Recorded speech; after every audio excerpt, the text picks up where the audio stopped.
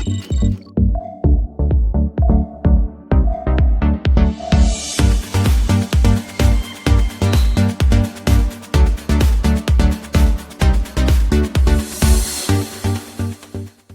je vous ai dit, l'organisation, l'attitude d'accueillant, et le troisième point, ce sont les mots.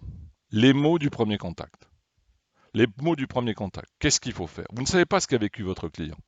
D'accord? Et donc ces mots sont extrêmement simples et extrêmement forts. Vous voyez, quand on parle de bonjour, eh bien c'est bonjour. C'est une formule de politesse qu'on utilise tout le temps.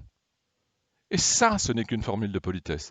Le bienvenu, lui, est une formule d'accueil. Et là, vous changez tout. C'est-à-dire, quelque part, c'est un bonjour et un bienvenue dans mon magasin. Voilà. Vous êtes venu chez moi et je rappelle mon enseigne. Parce que c'est un élément important, il faut que je rappelle où est-ce qu'il est. Ça, c'est la première partie. Ce sont les premiers mots que je dois utiliser. Deuxième mot, eh bien, ils ont affaire à moi, je vais me présenter. Mais qu'est-ce que je vais dire de moi? Mon prénom? Mon nom? Qu'est-ce que je dis? Monsieur? Non. Simple.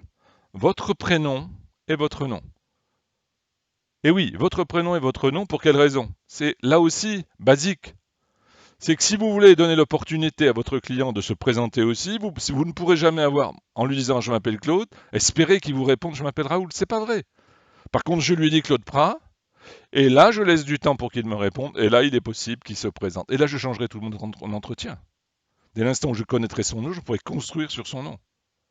Deuxième élément important aussi, c'est que, en général, on est tous dans des régions que l'on connaît bien, où il est possible que notre famille, ou nous-mêmes, on ait des relations. Et le fait de m'annoncer avec mon nom, mon prénom et mon nom, pardon, eh bien, quelque part, ce nom va dire quelque chose. Je vais vous prendre un exemple.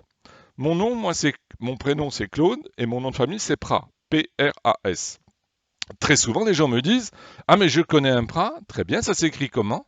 Ah, ben avec un T. Ah, ouais, ben c'est vrai, on ne fait pas partie de la même famille, mais quelque part, ça fait plaisir. Et là, qu'est-ce que je fais? J'ai brisé la glace. J'ai changé sur autre chose qu'avoir une méthode, on récite, on récite, on récite.